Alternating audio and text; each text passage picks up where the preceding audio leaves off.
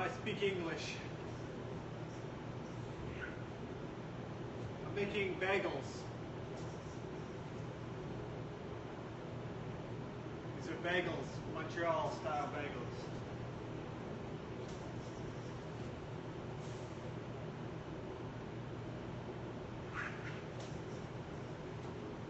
This is sesame seed here. I don't know if you can see that very well.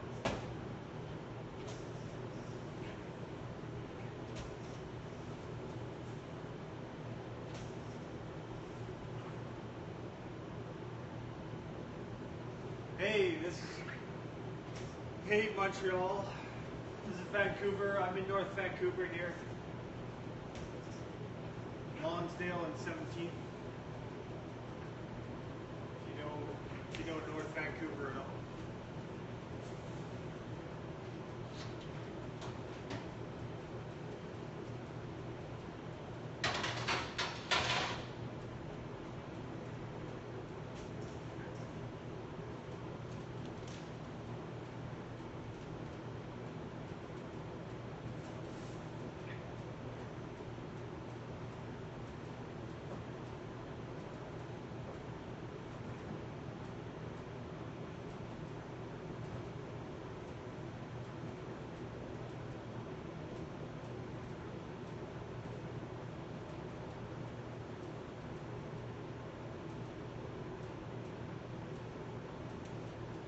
Yeah, I wake up at 3 o'clock.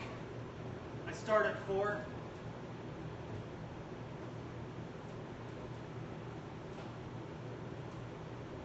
Sorry for the camera angle. I still have not purchased a new tripod. Yes, fresh bagels.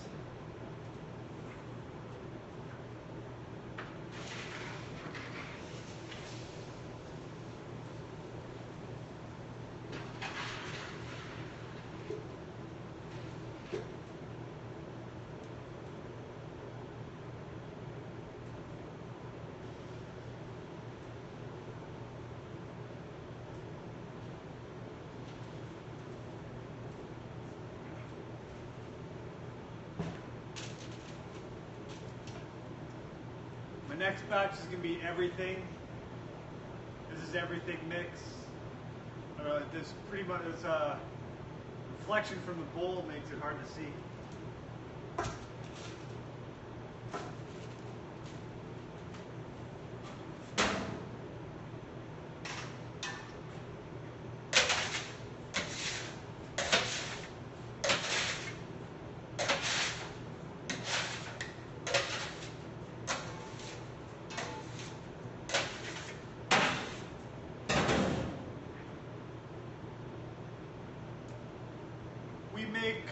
We make cinnamon apple, which is it's one of my favorite bagels.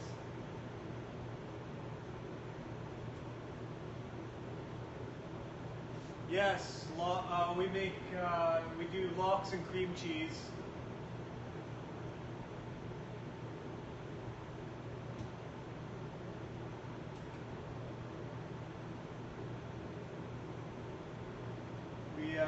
There's capers and onions on our lox and cream cheese, I believe. Yes, cinnamon apple. I'd like to do a blueberry. Blueberry would be good. We also do, what is it? Maple and walnut. You do, thank you. Maple walnut is what we call it.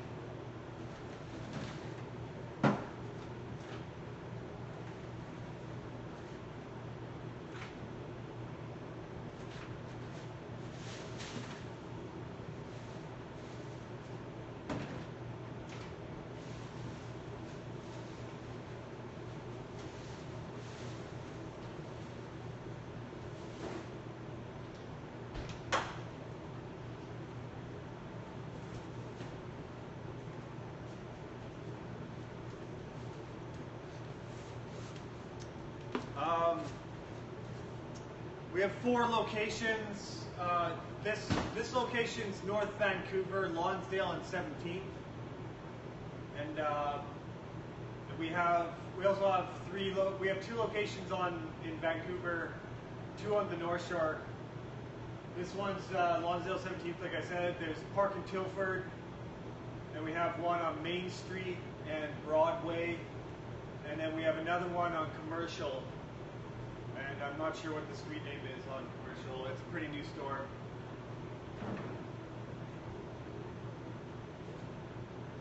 We're called Rosemary Rock Salt. Yeah, Rosemary Rock Salt, sorry, I should have said that.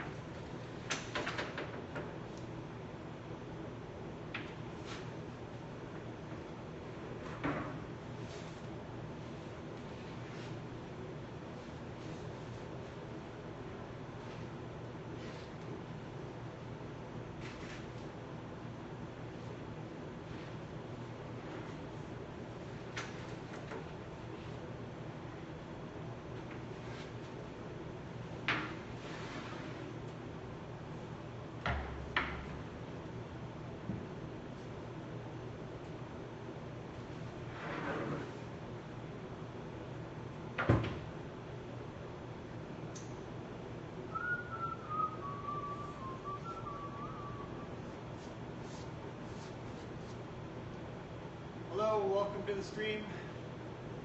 My name's Steve. I'm making bagels.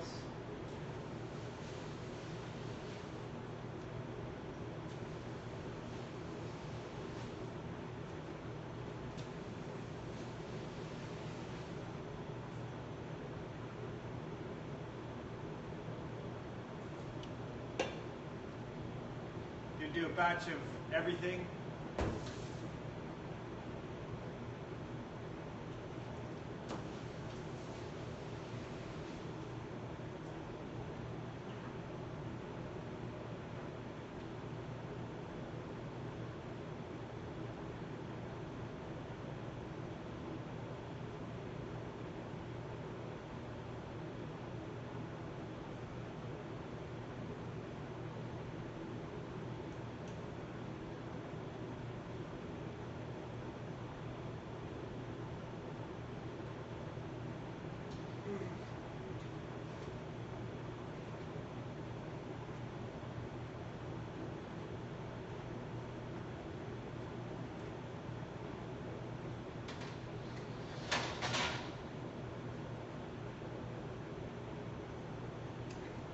Morning, welcome to the stream.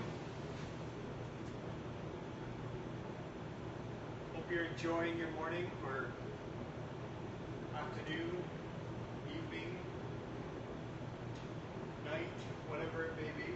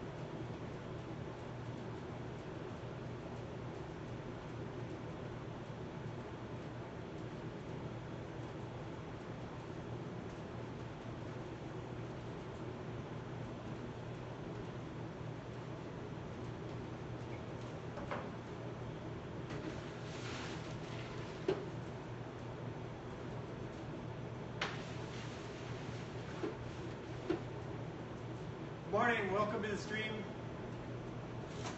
My name's Steve. Bacon Bagels.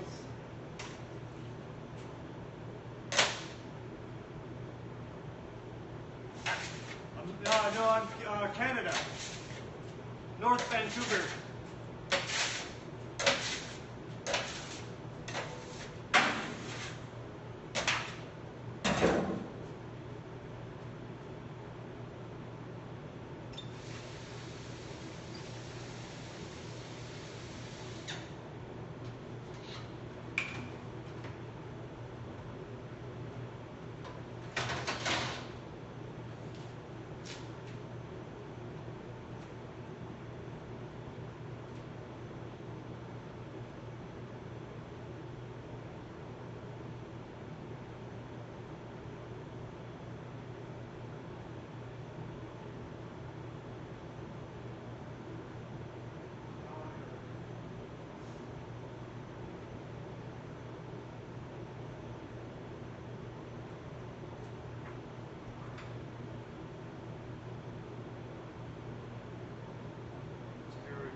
Enjoy some refreshment. Oh, it's too early. It is way too early. I went to bed way too late as well. I went to bed at 11 o'clock. I was up at 3.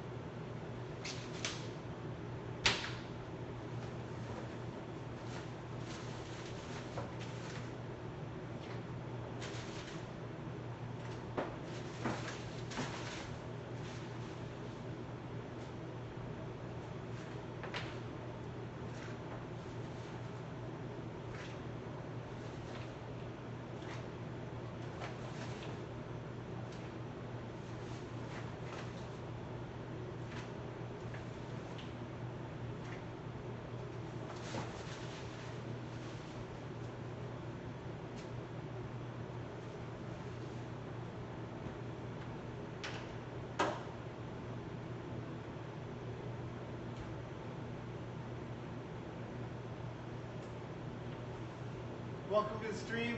My name's Steve. Making bagels. Thank you for wishing me luck.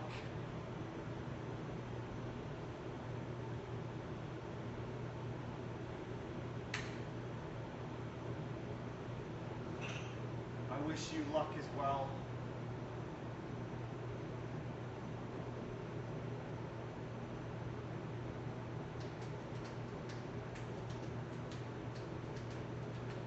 It's a strange expression.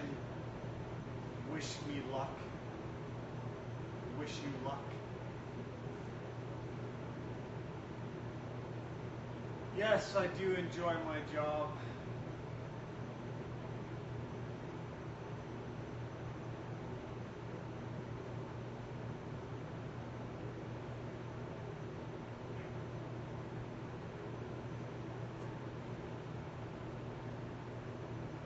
I like my job. I like the city I live in. I like the home that I dwell in. I like the bicycle that I ride. I like the car that I drive.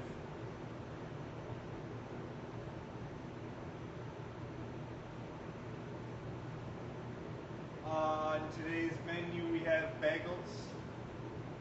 We have vegetarian bagels.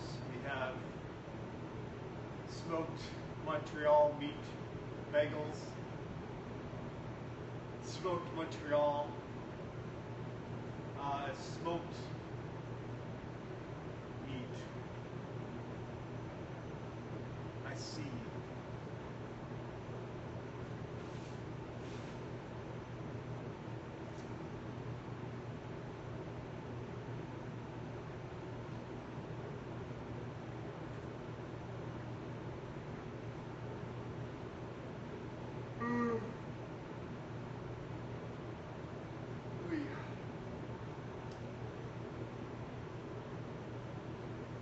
No, I work 4 days,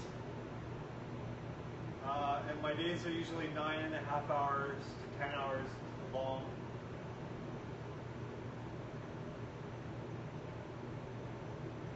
Although this week I worked 5 days in a row, but this is my final day, and I have 3 days off after today.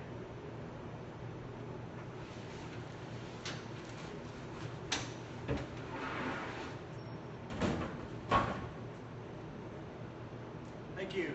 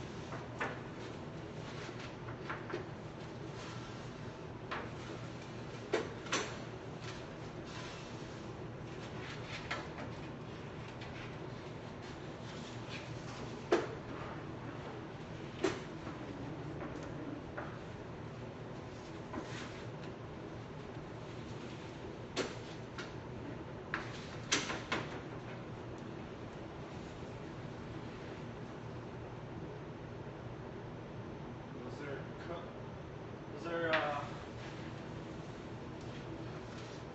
less than half-baked bagels.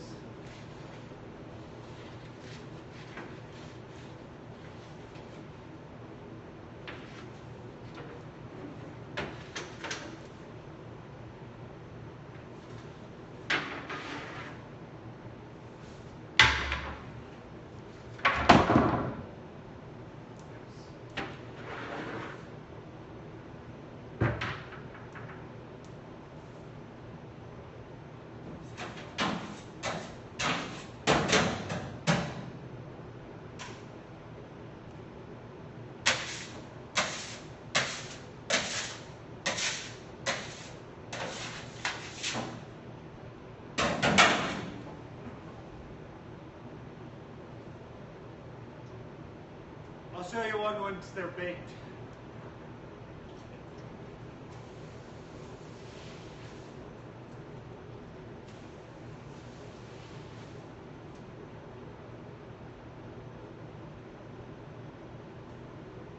That's a raw bagel, or raw a cooked bagel. Whoa, almost lost it.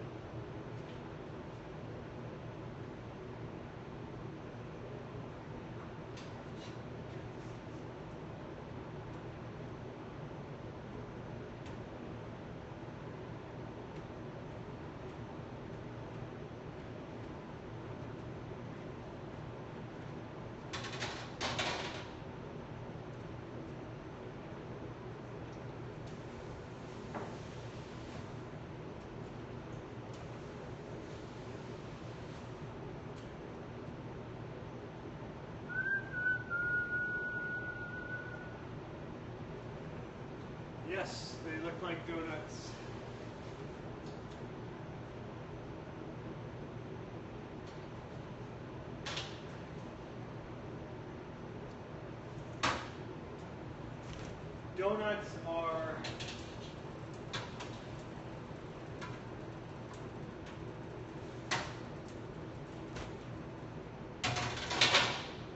Donuts are deep fried though.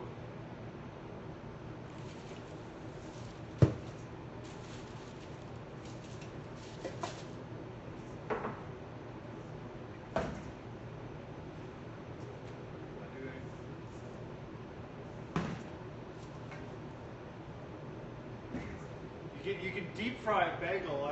I know some of the other bakers have experimented, and it almost tastes like a donut if you deep fry it.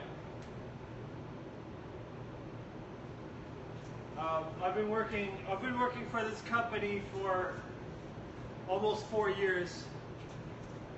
I started in January 2014.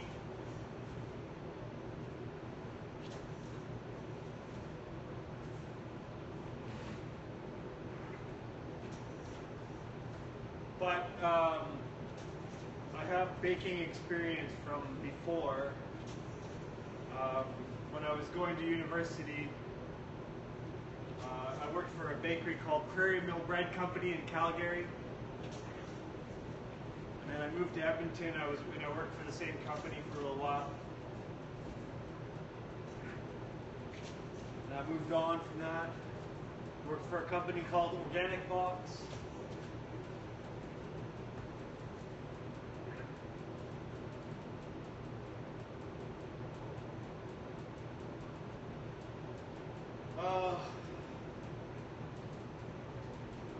I'm drinking sparkling lemon water.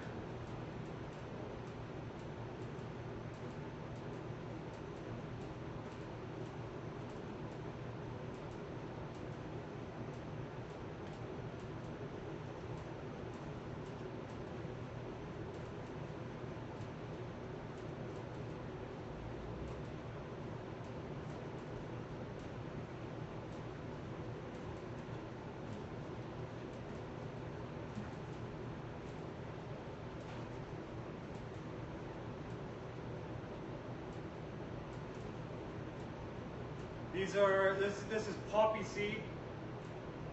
It's poppy seed bagel.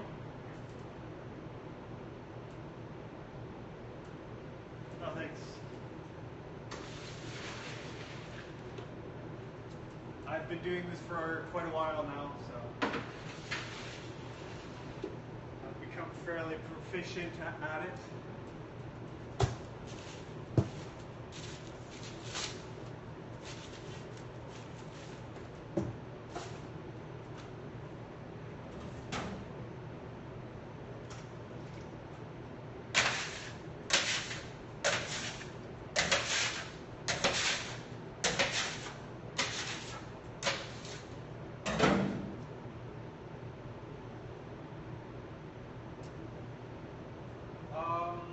In my free time, I like to read. I read a lot. I have an English degree, so I like to put in my interests.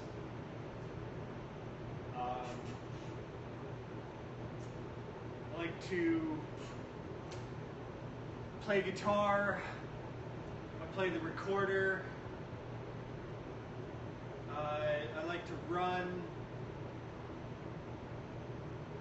I play hacky sack. I like to drink coffee. Eat vegetarian cuisine.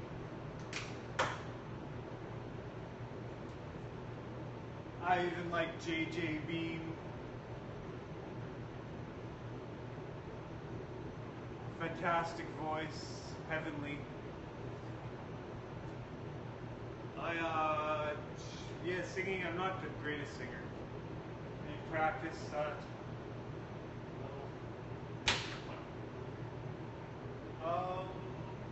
We are going to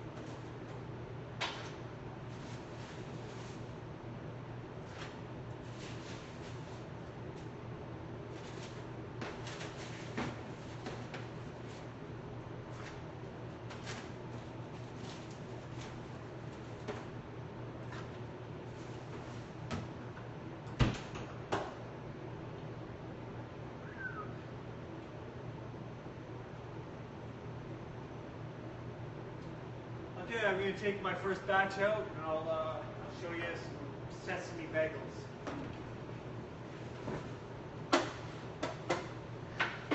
Sesame bagel.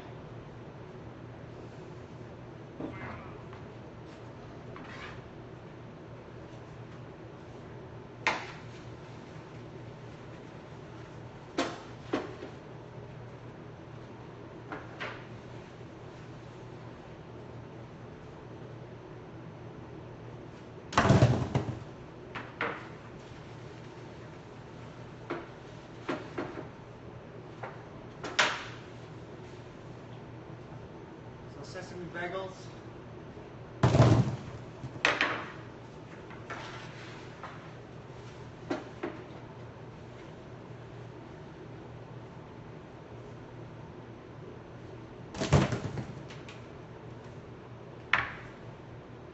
I'm not throwing them on the floor if you're wondering. There's a large bin right here.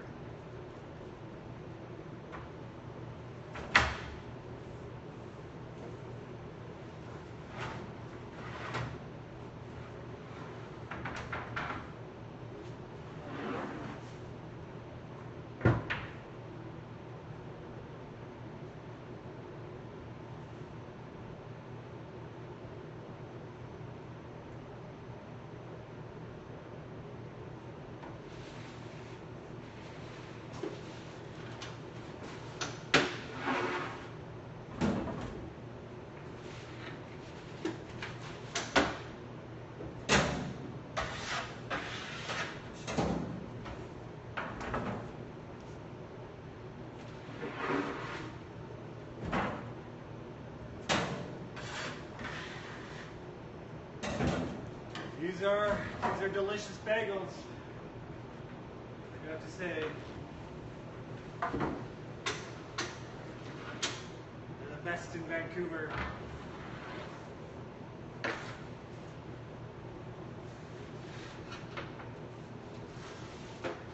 Maybe in the whole entire world. Who knows?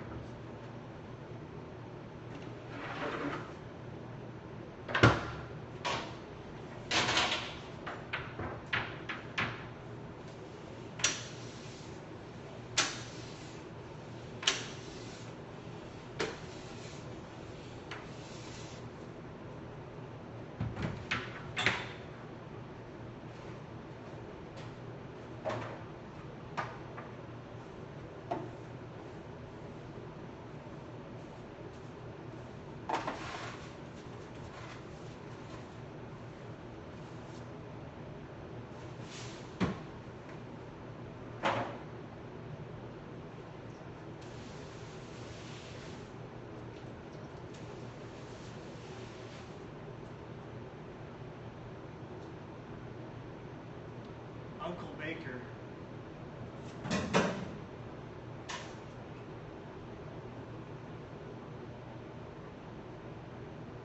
Yeah, North Vancouver.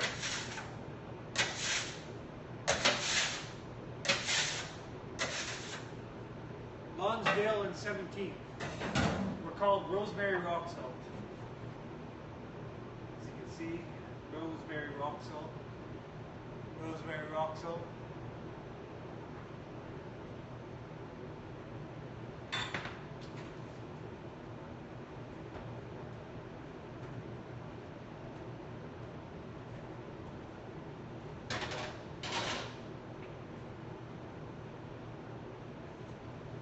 I'm going to recite a poem this morning. It's Pied Piper of Hamelin by Robert Browning.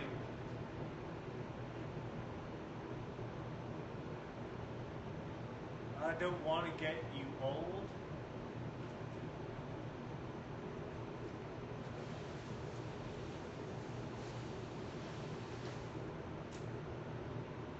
Hamelin Town's in Brunswick, my famous Hanover city. The river Weser, deep and wide, washes its wall on the southern side. A pleasanter spot you've never spied, but when begins my ditty? Almost 500 years ago, to see the townsfolk suffer so from vermin was a pity. Rats, they fought the dogs and killed the cats and bit the babies in the cradles, ate the cheeses from the vats, licked the soup from the cook's own ladles, split open the kegs of salted sprats, made nests in the men's Sunday hats, and even spoiled the women's chats by drowning out their speaking, shrieking and squeaking in 50 different sharps and flats. At last, people in body to a town hall came flocking. This clear cut day, our mayor is naughty, and as for his corporation, shocking. To think we buy gowns lined with ermine, for dolts who can't or won't determine what's best to rid us of our vermin. You hope because you're old and obese to find in the furry civic robes ease. Rouse up, sirs, give your brains a racking. Find the remedy we are lacking, or sure as fate will send you packing. At this the mayor and corporation quaked with mighty consternation. An hour they sat in council. At length the mayor broke silence. For a gilder I my linen gown sell. I wish I were a mile hence. It's easy to bid one rack one's brain. I'm sure my poor head aches again. I scratch it so, but all in vain. Oh, for a trap, a trap, a trap. Just as he said this, what should hap at the chamber door but a gentle tap. Bless us, cried the mayor, what's that? With the corporation as he sat, looking little through wondrous fat. Nor brighter were his eyes, nor moister than a too long open oyster, save when at noon paunch grew mutinous, or plate of turtle green and glutinous, only a scraping of shoes on a mat. Anything like the sound of a rat makes my heart go pit-a-pat. Come in, cried the mayor, looking bigger, and did cut the stranger's figure. His long queer coat from heel to head was half yellow and half red, and he himself was tall and thin, with sharp blue eyes, each like a sin, and light loose hair and swarthy skin, nor tuft of hair on cheek, nor beard on chin, but lips were smiling out and in. There was no guessing his kith or kin, and nobody could enough admire this tall man in his quaint attire. Quoth one, it's as my great-grandsire, starting up at the trump of doom's tone, had walked this way from his painted tombstone. He advanced towards the council table, and please your honor, said he, I am able, by means of secret charm to draw, all the creatures living beneath the sun, that crawl or swim or fly or run, after me so as you never saw, and I chiefly use my charm on creatures that do people harm, the mole and toad and newt and viper, and people call me the Pied Piper. And here they notice round his neck a scarf of red and yellow stripe, to match with his coat of self-same check, and that scarf's end hung a pipe, and his fingers they noticed were ever straying, as if impatient to be playing, upon this pipe, as low it dangled, over his vesture so old-fangled. Yes, said he, Pied Piper as I am, in Tartary I fret the camp.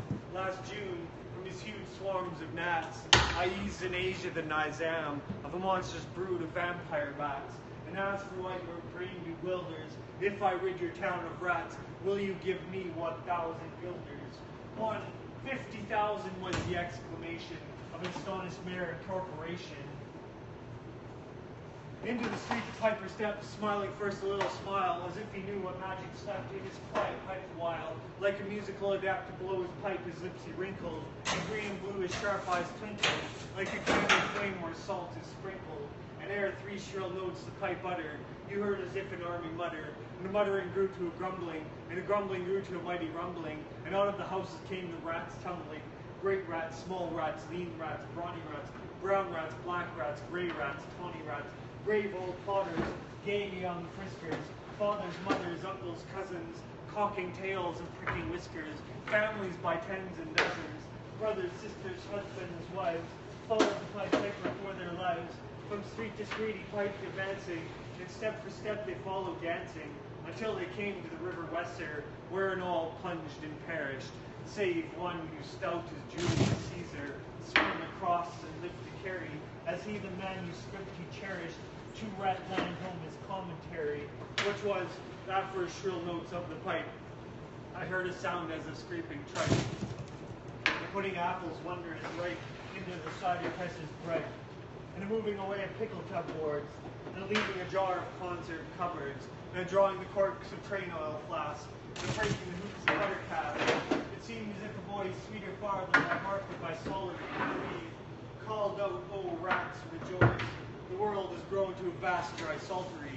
Some munch on, crunch on, take your nunch on, breakfast, supper, dinner, lunch on, and just as a bulky sugar punch on, already staved like a great sun shone, gracious scarce an inch before me, just as me thought it said come for me, I found the Western rolling over me. You should have heard the Hamlin people ring the bells, for they rocked the steeple.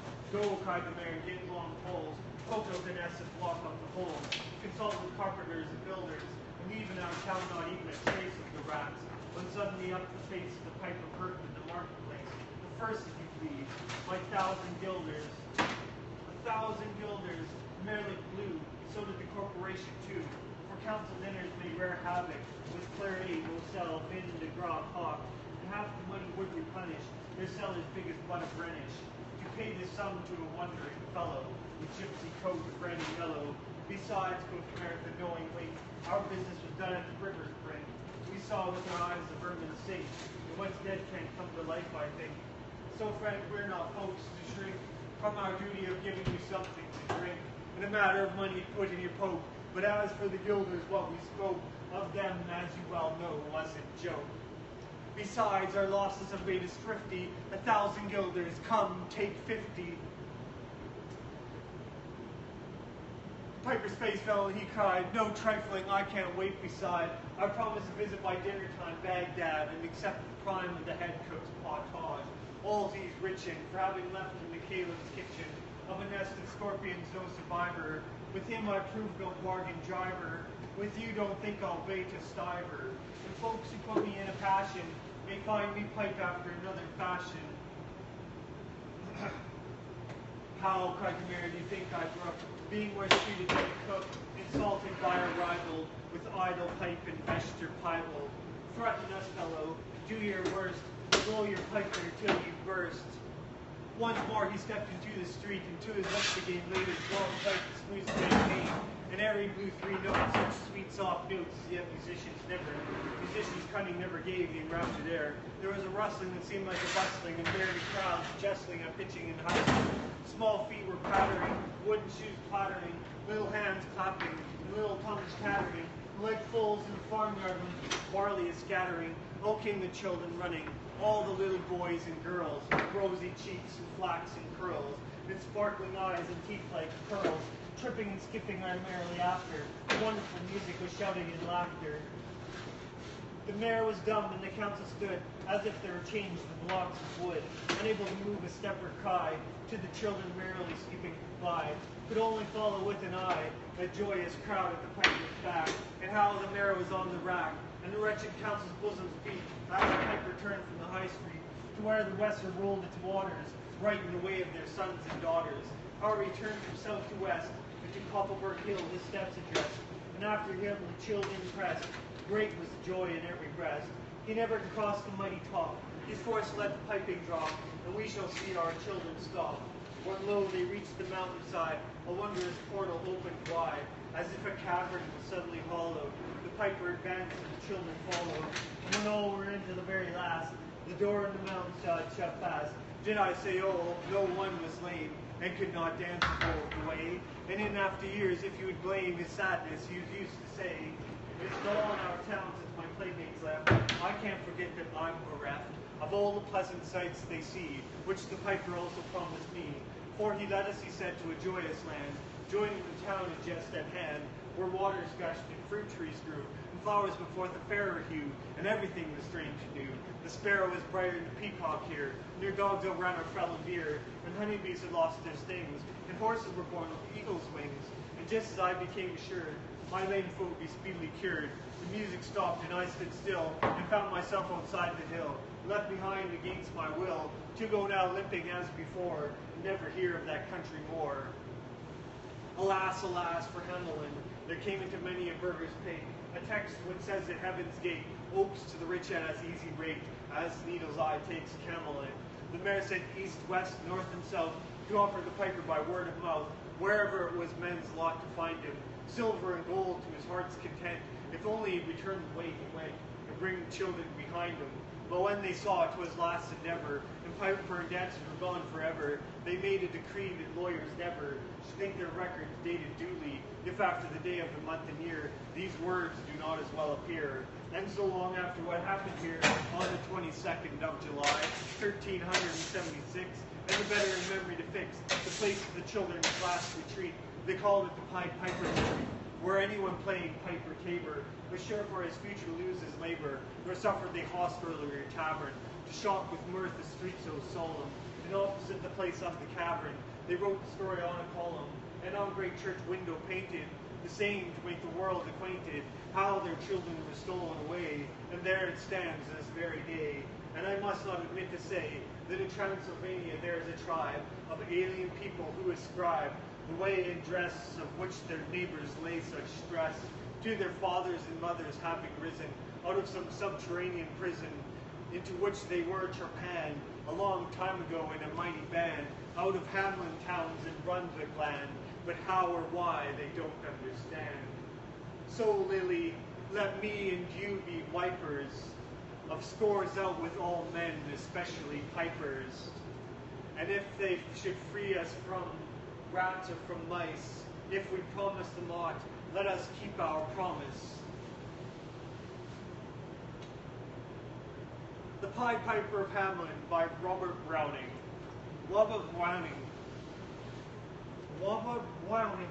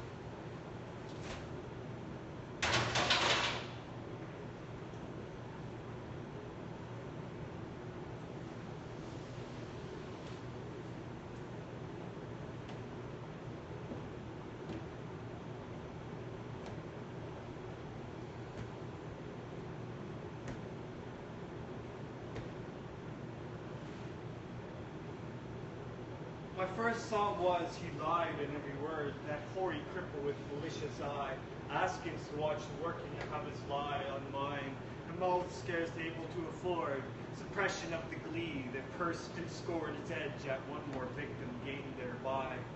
What else should he be sent for with his staff? What save to waylay with his lies and snare all travelers who might find him posted there? And ask the road, I guessed what skull-like laugh would break, what crutch can write my epitaph for pastime in the dusty thoroughfare.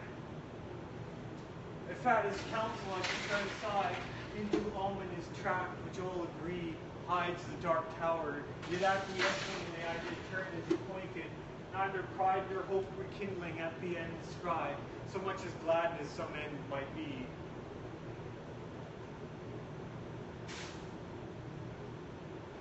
For what with my whole world wide wondering, what with my search drawn out through the years, my hope dwindled into a ghost not fit to hope if that obstreperous joy success would bring.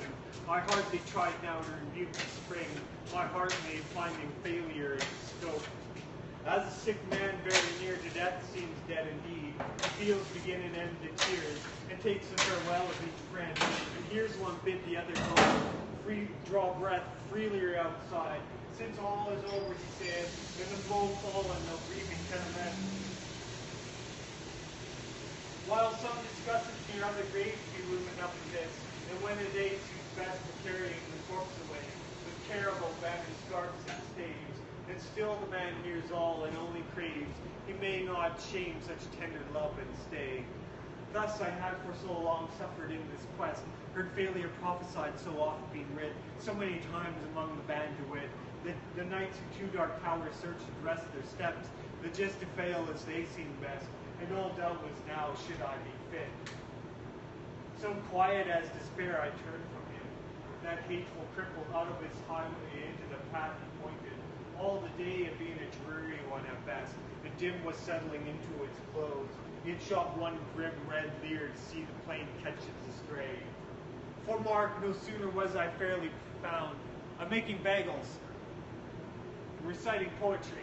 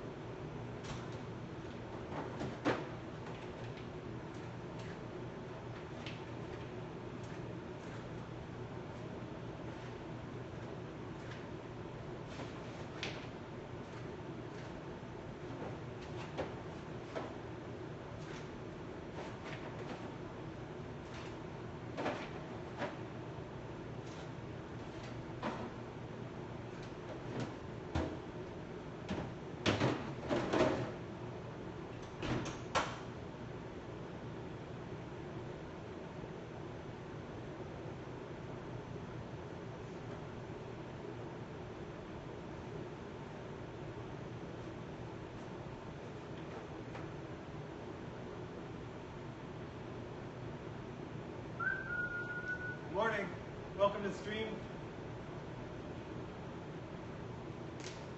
My name's Steve, I'm baking bagels. Hello. I'll show you a bagel in a minute here once I put gloves on. This is a sesame bagel. So it's like the sun is shining right on it. It's hard to see. It's an everything bagel.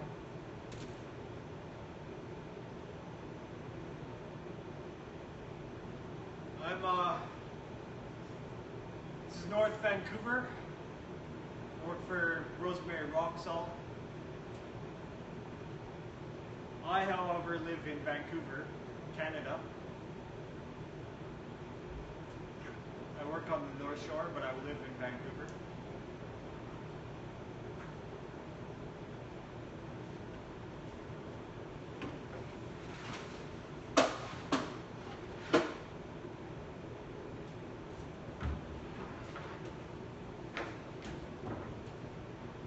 Saudi Arabia, nice. Welcome to the stream. I hope you're enjoying your day, or night, whatever it is there. I don't know what time it is.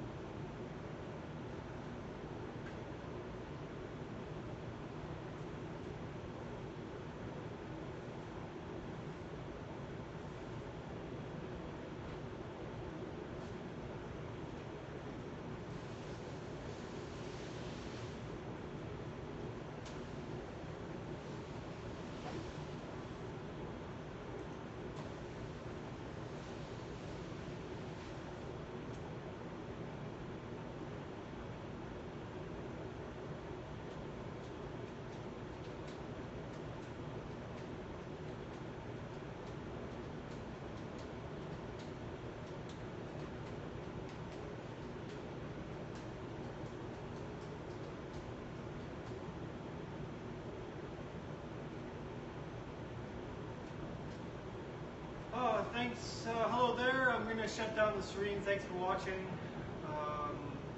Thanks to all who did watch, and I'll be back next week. Thank you. Have an excellent week. Thank you. Bye.